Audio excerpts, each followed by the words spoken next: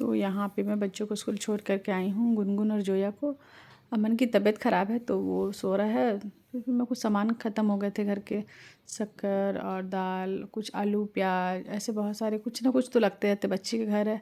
और मैं ऐसे इकट्ठे सामान लाती नहीं हूँ, जब भी मुझे पैसे मिलते तो मैं थोड़ी थोड़ी ला के रखती हूँ। और कोशिश ये करती हूँ ख़त्म ना हो सामान, ख़त्म होने से पहले ले आऊँ। बस पैसे रहते तो ले लेती हूँ मैं, कोशिश ये रहता है। और जब नहीं रहते तो फिर इंतज़ार करना पड़ता है, मांगना पड़ता है। तो अपने बच्चों के खर्चे के लिए तो मैं पैसे मांगूंगी ना, वो तो मैं, उनका हक भी है देना, क्योंकि बच्चे हैं। ऐसा नहीं है कि मैं अपने लिए मांगती हूँ पैसा, मुझे कुछ करना है। मैं अपने लिए तो खुद कोशिश कर रही हूँ कि मैं कुछ करूं, बट नहीं हो रहा है। देखिए अल्लाह की जब मर्ज़ी होगी, आप सब दुआ करना कि कुछ अच्छा हो। मतलब अभी ऐसा है कि कुछ भी काम कोशिश कर रही हूँ करने का, बिज़नेस करने का भी सोची थी, सूट का काम स्टार्ट की थी, उसमें भी पता नहीं क्या लफड़ा हो गया कि माल वहाँ से नहीं आ पा रहा है, कुछ प्रॉब्लम हो गया है जिससे मैं माल मंगाती थी। अब मेरे पास इतने पैसे अमाउंट है नहीं कि मैं उसको सामने वाले को दे करके, तो वो भी काम मेरा रुका हुआ है। देखते हैं अल्लाह को जब मंजूर होगा, अल्लाह कुछ बेहतर कुछ बड़ा सोचे होंगे मेरे लिए, जो अल्लाह को जब देना होगा। ज़्यादा परेशान नहीं होना चाहिए इंसान को, जो है जितना है उतना ही में सब्र करना चाहिए, तो ज़िंदगी आसान होती है। अब जो चीज़ नहीं हो रहा है उसके पीछे मैं परेशान हूँ तो फिर बेवकूफ़ी है। इसलिए मैं सब्र करके बैठी हूँ अपने अल्लाह पे कि अल्लाह मेरे लिए कुछ बेहतरीन देगा मुझे। तो यहाँ पे मैं ना अमन के लिए दूध और पाव, मैं बोली खा लो बाबू, उठा तो उसके लिए बस निकाल रही थी। फिर उसको ना दे दूँगी तो थोड़ा सा आराम कर ले, फिर शाम में उसको डॉक्टर पास ले करके जाऊँगी मैं। अभी बिल्कुल मन नहीं है मम्मी जाने का, तबीयत ठीक नहीं है, मुझे भी काम था बहुत, मैं थोड़ा रेस्ट कराती हूँ उसको खिला पिला करके, और उसके बाद फिर ना काम वाम निपटाती हूँ, तो शाम में उसको ले करके जाऊँगी। ऐसे होता नहीं है जल्दी मेरे बच्चों को कुछ माशाल्लाह, लेकिन अभी उसकी तबीयत थोड़ा, बीच बीच में बच्चे हैं छोटे तो हो ही जाती है ख़राब। अस्सलाम वालेकुम। तो मैं जा रही हूँ जोया को लाने। अमन की तबीयत ख़राब है तो नहीं किया है, उसको लेकर शाम में डॉक्टर पास जाऊँगी। और जोया को लेकर के आना, फ़ीस भी देना है, इसलिए मैं जा रही हूँ। फ़ीस लेकर के फ़ीस भी पेड कर दूँगी और ना उसको लेकर के आ जाऊँगी। अकेले है तो फिर साथ में रहती तो आ भी जाते उन लोग, खैर दुकान तक आ जाते थे, फिर वहाँ से कोई भी ला लेता है। अच्छा। हाँ मैं अपनी बेटी को लेकर के, गुनगुन आ रही बेटा मैं, हाँ। तो आते आते मुझे ना, मैं मीठा नीम पत्ती नहीं था एक्चुअल में, मैं लेकर के ना रख देती हूँ डब्बे में। तो मीठा नीम पत्ती मैं ले ली 10 का, और 10 का ये फल धनिया ना अच्छा लगता है अभी ठंड के मौसम में।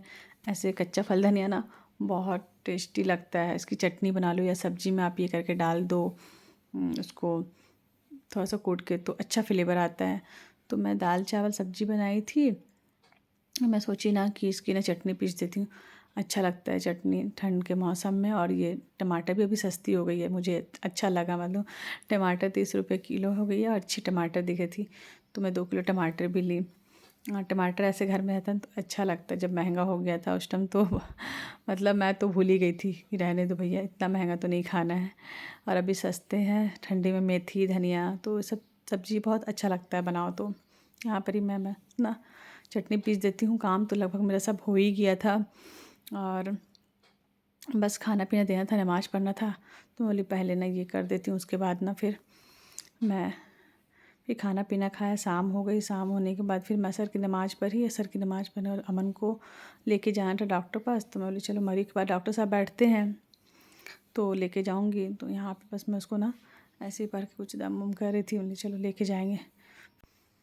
फिर मगरिब की नमाज़ पढ़ी। आजकल तो असर मगरिब बहुत जल्दी जल्दी हो जाता है, दिन छोटा हो रहा है ना, तुरंत असर पढ़ के बैठो, थोड़ा सा कुरान शरीफ पढ़ो, फिर मगरिब की अजान हो जाती है। तो मगरिब की नमाज़ के बाद ना फिर मैं बोली चलो, थोड़ा सा मेरा मूड अपसेट भी, अमन की तबीयत ठीक नहीं है ना, तो मुझे अच्छा भी नहीं लग रहा। बच्चों को कुछ होता है तो बहुत थोड़ा सा टेंशन हो जाता है। एक्चुअली में उसको वोमिटिंग हो गई थी और सर में दर्द है, फीवर है। तो भैया को दिखाई, मैं डॉक्टर साहब नहीं थे, उनके बेटे थे, तो वो अच्छा देख लेते हैं। तो वहाँ से फिर मेडिसिन लेकर के आई। फिर मैं इसको मेडिसिन दे रही थी। बच्चों को मेडिसिन खिलाना तो बहुत टफ़ काम है, मतलब इतना गुस्सा आता ना मुझे, खाने के लिए नहीं करते, नहीं टैबलेट भी दिए थे और सिरप भी एक दे दिए थे। वोमिटिंग हुआ तो उसको हो जाता है, बोले खाने पीने की वजह से ना हो गया। एक्चुअल में ना भाई के यहाँ पार्टी था, बेटी का बर्थडे था, तो बच्चे वहाँ सैंडविच में पिज्ज़ा ये वो बहुत सारे गरम गरम चीज़ खा लिए ना, उसके बाद ही हो गया। फिर मैं अमन को दवा खिला करके, बोले बेटा आराम करो या कार्टून वाटून कुछ देख लो जब तक।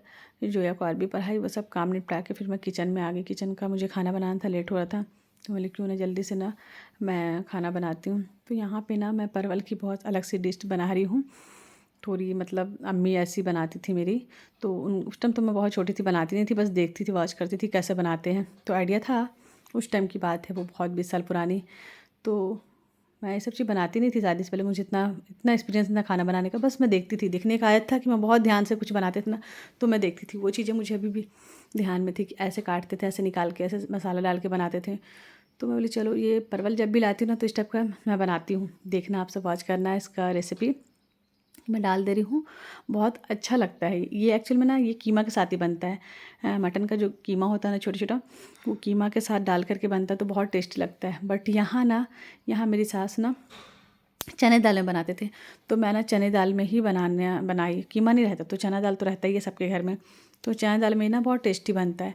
तो यहाँ पर ही प्याज भी मैं कटी हुई प्याज को ऊपर से भी डाल रही हूँ, मसाला सब मसाला डाल दी, जैसे मसाला भूनते हैं वैसा, जैसे सब मसाला डालते वैसा मसाला डाल दी। और कच्चा प्याज ना मैं थोड़ा सा मसाला के ऊपर से भी डाल दी, तो वो अच्छा। और यहाँ पे बस मैं चना दाल भिगा के रखी थी। एक्चुअली में चना दाल थोड़ा सा टाइट रहता है ना, जल्दी गलता नहीं है, तो थोड़ा सा पानी में थोड़ा देर भिगा के रख देने के बाद ना, तो धो के ना भिगा दी थी 10-15 मिनट, आधा घंटे जैसे।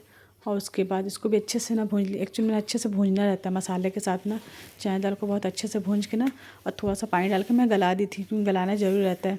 चना दाल को पहले गलाते हैं, उसके बाद ही जो भी रहता है उसको आएगा। तो पहले 1-2-3 सीटी लगा दी थी मैं इसको, कि अच्छे से थोड़ा सा गल जाए। तो उसके बाद फिर मैं यहाँ पे गुनगुन को बोली बेटा आटा गूँध दो, और ये थोड़ा सा हलवा रखा था, बच्चों को गर्म करके दी थी, फिर उन लोग खाए नहीं, छोड़ दिए थे 2 चम्मच। तो चलो मैं ना इसको खा ही लेती हूँ, नहीं तो ये फेंका जाएगा, अब 2 चम्मच क्या रखूँगी फ्रिज में। तो बस यहाँ पे खाए थे। गुनगुन को बोली बेटा आटा गूँध लो। जब तक ना ये गल गया था, उसके बाद धनिया पत्ती ऊपर से मैं डाल दी। धनिया पत्ती डालने के बाद ना फिर अच्छे से मिला करके, और फिर इसमें डालना रहता है। एक्चुअल में ना इसको जो तल के रखी थी मैं परवल को ना, इसको खोल खोल के फिर इसके अंदर ना भरना रहता है अच्छे से। तो ये बहुत अच्छा लगता है, खाने में भी अच्छा लगता है। ऐसे बहुत कम ही, बहुत ऐसा नहीं है कि बनाते रहते हैं हमेशा, कम ही बनाते हैं। तो इसको मैं बस अब डाल रही थी पूरा अच्छे से ना, जितने भी थे। गर्म था, थोड़ा हाथ भी मेरा जल रहा था, और लेट भी हो रहा था खाना बनाने में, तो मैं थोड़ा जल्दी जल्दी भी करती हूँ, लेट होता है तो बच्चों के लिए, बच्चों को भूख लग जाती है।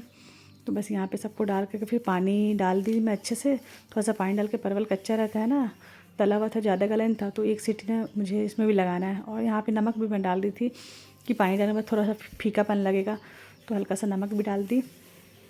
और मैं बोली इसको 1 सीटी और लगा देती हूँ। तो ये बस हो गया है रेडी। बस अब ये परवल और चना दाल की रेसिपी है, और इसको पता नहीं क्या बोलते वो नहीं पता मुझे। बस अपना बहुत ज़्यादा ख्याल रखिएगा, मुझे दुआ में याद रखिएगा।